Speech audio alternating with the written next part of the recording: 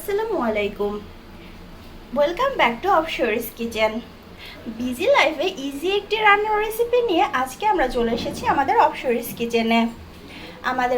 কিচেনে। আজকে আমরা রান্না করব বেলে মাছ। বাসায় অল্প কিছু উপকরণ দিয়ে খুব কম সময়ে এই মাছ রান্না করে নিতে পারেন। চলুন আজকে আমরা এই ইজি রেসিপিটি দেখে আসি। বেলে মাছগুলো ভেজে নেওয়ার জন্য আমরা এখানে একটি কড়াই আগুনের তাপে গরম হতে দিয়েছি। ভাজার জন্য দিয়ে দিচ্ছি পরিমাণ মতো তেল। এখানে আমরা 3 টেবিল চামচের মতো তেল ব্যবহার করেছি। তেল ভালো মতো গরম হয়ে এলে এতে আমরা দিয়ে দেব বেলে মাছ। এই বেলে মাছগুলো আমরা আগে থেকে ভালো করে কেটে ধুয়ে পরিষ্কার করে লবণ এবং হলুদ দিয়ে 15 মিনিটের মতো মেখে রেখেছিলাম। দিয়ে দিচ্ছি বেলে মাছগুলো।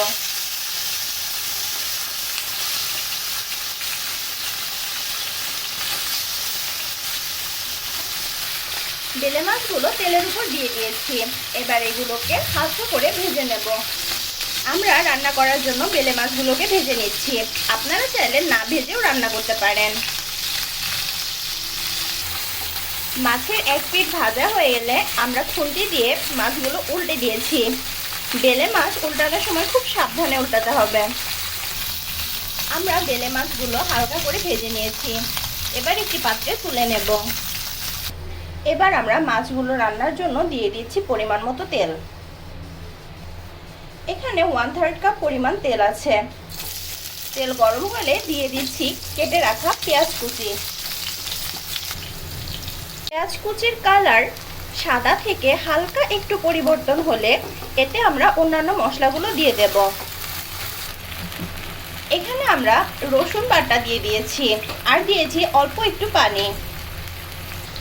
এ পর্যায়ে আমরা যোগ করে দিচ্ছি আদা বাটা এবং জিরা বাটা।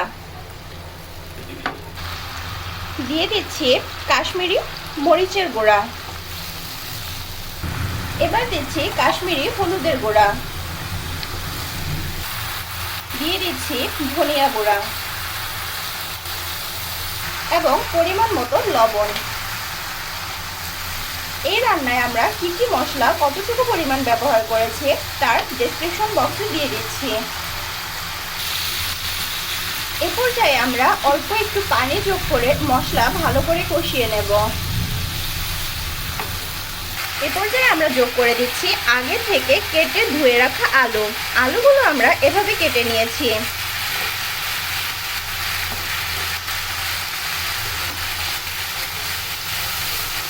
ভালো করে নেড়ে মশলার সাথে আলুগুলো মিশিয়ে নেব।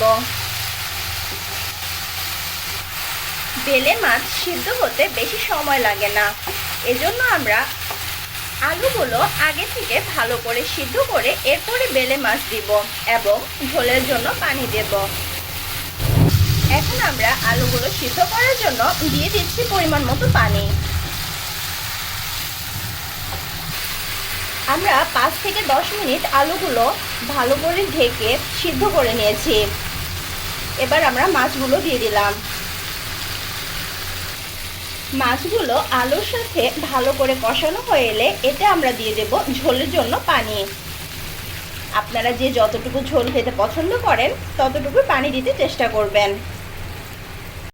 মাছের ঝোল যখন কমে আসবে এ পর্যায়ে আমরা দিয়ে দিচ্ছি ভাজা জিরার গুঁড়া এবং 3-4টে কাঁচামরিচ। এবার আমরা ঢেকে দিলাম। এভাবে আমরা 5 থেকে 6 মিনিট দমে রাখবো। তৈরি হয়ে গেল আমাদের ইজি এবং টাইম সেভিং বেলে মাছ রান্না।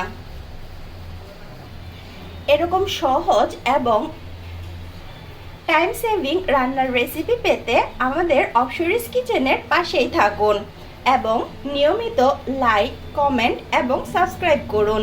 ধন্যবাদ।